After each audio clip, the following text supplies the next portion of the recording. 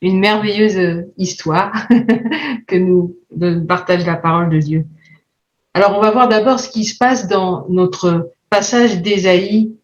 Je vous rappelle, chapitre 42, versets 20 à 22.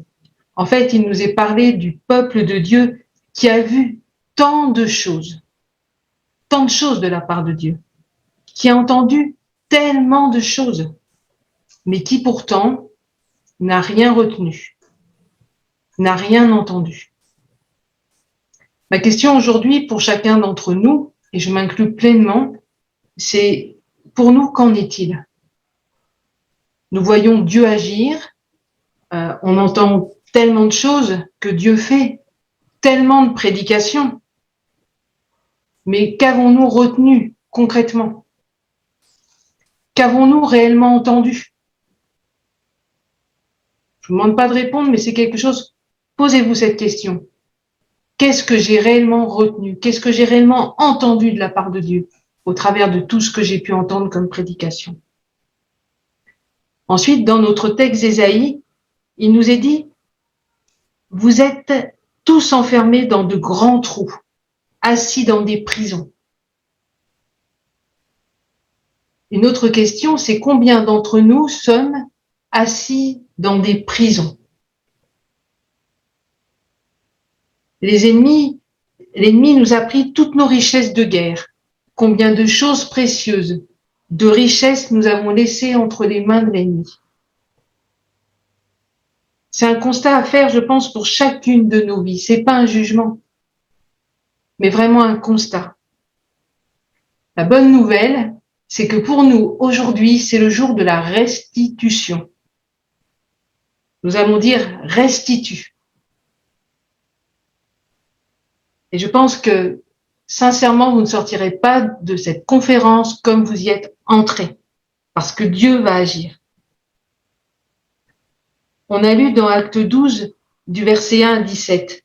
Donc, Hérode avait arrêté Pierre et son objectif était de le faire exécuter, en fait, comme il avait fait pour Jacques, le frère de Jean. Pierre était donc enfermé dans une prison, attaché par des chaînes, et il dort. Combien d'enfants de Dieu sont aujourd'hui pieds et mains liés, dans des prisons, aux barreaux parfois invisibles, mais pourtant bien réels. Et très souvent, ils sont comme Pierre, ils dorment. Et s'il ne se passe rien, eh bien, tout comme pour Pierre, au bout, c'est la mort. Le diable a voulu avorter le plan de Dieu pour Pierre.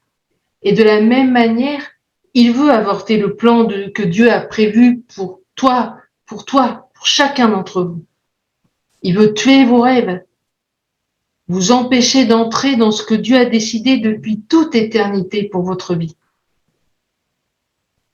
Aujourd'hui, si vous êtes là, c'est pas le hasard. Il n'y a pas d'hasard avec Dieu.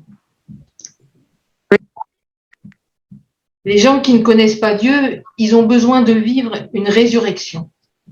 Mais nous, en tant qu'enfants de Dieu, ce qu'on a besoin, c'est de vivre le réveil.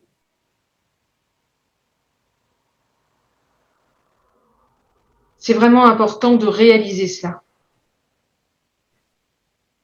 Il nous faut vivre le réveil et puis nous lever. C'est en nous levant que, comme ça s'est passé pour Pierre, eh bien, nos chaînes vont tomber.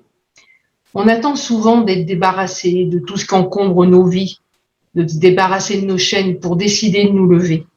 Et en fait, on trouve 1000 excuses devant Dieu. On attend d'être libre. Mais Pierre, lui, quand on peut le lire, il n'a pas discuté. Il s'est levé.